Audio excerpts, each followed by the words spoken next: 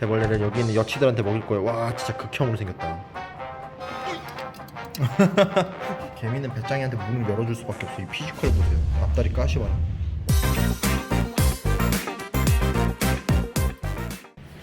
반갑습니다. 다정한 남자입니다. 저번에 대벌레 촬영을 하고 나서부터 이제 몇 가지 이제 그 기증이 들어와가지고 영상을 준비해봤고요. 뭐 후원을 받고 그런 건 아닙니다.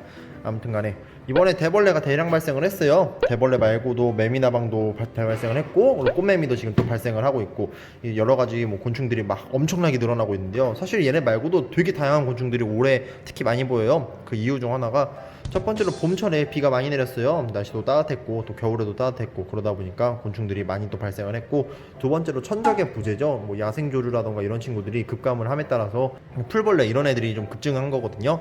그래서 이 아이들이 또 대량으로 발생을 하게 된 그런 원인 중 하나가 그런 것도 있긴 한데요.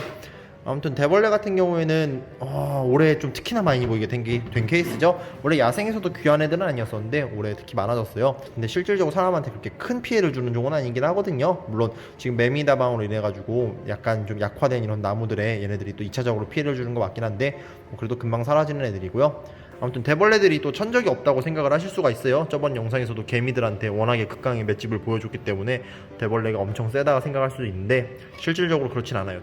다른 그 포식자들한테 잡아먹히는 그런 곤충이거든요. 일단은 오늘 대벌레를 여기 있는 여치들한테 먹일 거예요. 와 진짜 극혐으로 생겼다. 얘네가 한국에 서식한 여치예요. 바로 일반 그냥 이름이 없는 그 여치라는 종인데 국내에선 돼지여치라고도 불려요. 얘는 긴날개 여치. 비교를 하자면 얘는 날개가 길고 얘는 날개가 짧고 더 못생겼어요. 크기가 엄청나죠. 얘네 같은 경우에는 또 섬에서 잡혀와가지고 크기가 상당히 큰데 비교를 해보자면은 극혐의 끝판이에요. 진짜 크다. 근데 풀벌레들이 막 풀만 먹고 산다 생각하실 수도 있긴 한데 여치들 같은 경우는 육식 성향이 되게 강해요. 새끼 때나 풀을 먹지 다 자라고 나면 고기 먹거든요. 애들이 고기의 맛을 아는 애들이어가지고 야생에서도 되게 다양한 먹이를 먹어요. 심지어 사마귀까지도 먹는 애들인데 얘네라면은 과연 대벌레를 먹을 수 있을까 궁금하기도 했거든요. 그래서 한번 얘네한테 대벌레를 피딩을 해볼게요. 여치는 배가 고프면요 막 저 턱 있잖아요, 저걸 막 바닥에다 훑고 다녀요. 밥 달라는 뜻인데 지금 한번 넣어볼게요. 대벌레 크기가 좀 상당히 커가지고 여치가 제대로 먹을 수 있을까 좀 궁금하긴 한데 한번 먹이로 넣어줘 볼게요. 한번 넣어줘 보세요. 이쪽에다 넣어주고 이쪽 뚜껑도 한번 열어주세요. 먹긴 먹으려나?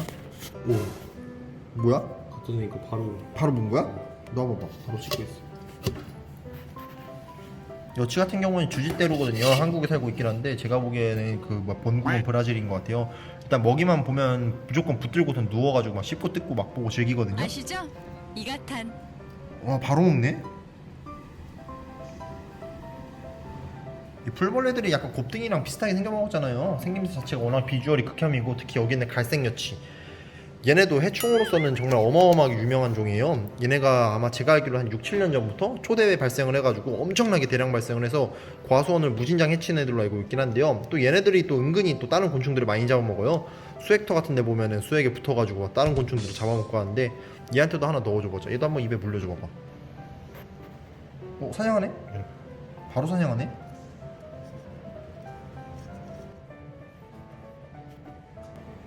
배가 바로 끊어졌어.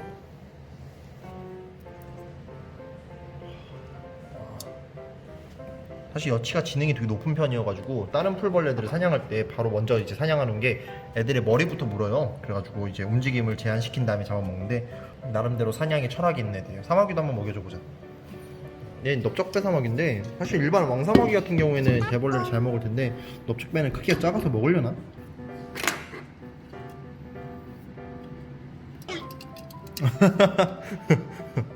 사마귀는 약간 약해. 배짱이도 한번 줘볼까? 배짱이 하면은 다들 이제 그 개미하고 같이 사는 귀여운 애들로 생각하실 텐데 개미가 배짱이한테 문을 열어준 이유가 있어요. 자세히 왜냐면요 개미는 배짱이한테 문을 열어줄 수밖에 없어. 이 피지컬 보세요. 앞다리 까시봐라. 넣어줘봐. 입에 대줘봐. 배짱이도 잘 먹는다. 배짱이가 문 두드리면 열어줘야 돼요. 안 그러면 큰일 나요. 주인이 항상 흙 만지니까 손톱에 뭐가 흙이 항상 껴있구나. 노동자의 상징이지? 와. 자 이쪽 여치는 거의 다 먹었어. 이거 조금 진짜. 또 보니까 또 이쁜데요? 근데 지들 건 너 데려가서 키워. 아니요. 이 여치는 기증받긴 했는데 제가 키우기가 힘들어가지고 얘들 같은 경우는 더주 논에다가 지금 풀어줄까 생각 중이에요. 그쪽에서 이제 메뚜기도 잡아먹고 살라고요. 하나씩 다 넣어주세요. 갈색 여치도 거의 다 먹었네. 해충은 없애는 거지. 근데 다행인 게 이런 식으로다가 뭔가 곤충 하나가 대량 발생을 하잖아요. 그러면은 그 이듬해엔 또 얘네를 먹는 그런 포식성을 갖고 있는 그런 곤충들이 또 발생을 많이 해요. 그런 식으로다가 야생에 있는 생물들 자체가 어느 정도 조절이 되거든요. 물론 사람들이 막 인위적으로 생물을 막 대량으로 없애면은 그렇지 않겠다만. 뚜껑은 빨리 덮어야지. 형 못 만져. 만지면 얘 죽을 아니 덮어. 손으로 안 죽어 절대. 걔네 맷집 진짜 좋아. 옷을 물었는데. 그때 확 되면 얘네 머리 떨어진다. 이 다른 귀뚜라미나 이런 거에 비해서 대벌레가 워낙에 움직임이 없다 보니까 애들이 잘 인식을 못하긴 하네. 밑에서 죽은 척하니까 먹인 줄 잘 몰라. 아무튼 곤충은 이렇게 대량적으로 발생을 하게 되면은 이게 지속적인 건 아니거든요. 금방 다른 또 포식성 곤충에 의해서 숫자는 조절되게 돼 있고요. 그렇기 때문에 너무 큰 걱정은 안 하셔도 괜찮을 것 같아요. 올해는 특히나 벌레들이 많은 한 해이긴 했었는데 뭐 내년도 물론 많긴 하겠다만 애들이 어느 정도씩은 조금씩 조절이 될 거예요. 그렇기 때문에 제일 좋은 거는 이제 자연을 있는 그대로 내버려 두고 해하지 않는 게 가장 중요한 거겠죠. 자, 야생은 생각보다 밸런스가 잘 맞으니까 알아서 어느 정도 조절이 되는 만큼 필요 이상으로 곤충을 미워하지 않았으면 좋겠습니다. 매미나방은 근데 좀 심하긴 했어요. 아무튼 영상은 이걸로 마무리하겠습니다. 다들 좋은 하루 되세요. 감사합니다. 잘 먹네.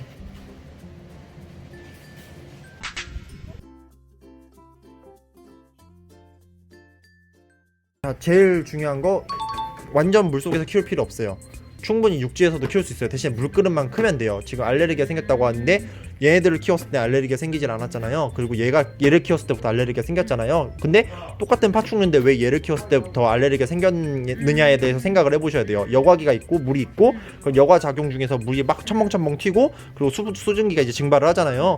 그럼 얘네 몸에 뭐 아까 서울 뭐 어디 병원에서 이제 진단을 받았다 했잖아요. 그러면은 환경을 한번 바꿔보세요. 그렇게 막 물이 튀기지 않을 환경에서 애들의 막 분비물이라든가 이런 게 증발이 되지 않을 환경. 그러니까 내부를 흙으로 꾸미시고 바크라던가 이런 걸로 꾸미시고 큰 물그릇을 해주세요.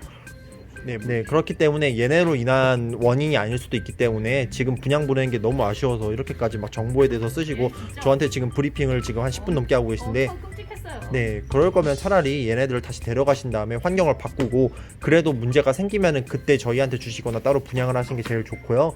그리고 저희 샵은 다시 말씀드리지만 얘네들을 키우진 않아요. 항상 기증받은 개체들은 다른 분들한테 보내요. 네, 거기에 대해서는 알아주시고요. 워터스킨크라는 종 자체가 지금 물속에서 키우셨다고는 했는데 실질적으로 그렇게 막 100% 물속에서 키울 필요는 없는 종이에요. 근데 얘네한테 100%의 환경을 다 맞춰줄 수는 없어요. 사람이 사육을 하면서요.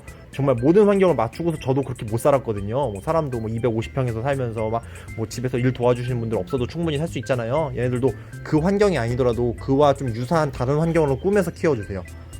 네, 근데 뭐 그래도 키우기 힘드시면 저희한테 두고 가시고 대신에 저희는 키우지 않을 거예요. 더 잘 키워주실 분한테 무료로 분양을 보낼 거예요. 아무튼 용품도 이것저것 많이 갖고 왔고 그리고 이제 아끼는 건 알겠지만은 네, 일단은 분양을 보내기 전에 앞서서 본인이 더 잘 키울 수 있는 환경을 생각했으면 좀 더 좋았을 거고. 어떻게 하실 거예요? 두고 가실 거예요? 아니면 데려가실 거예요?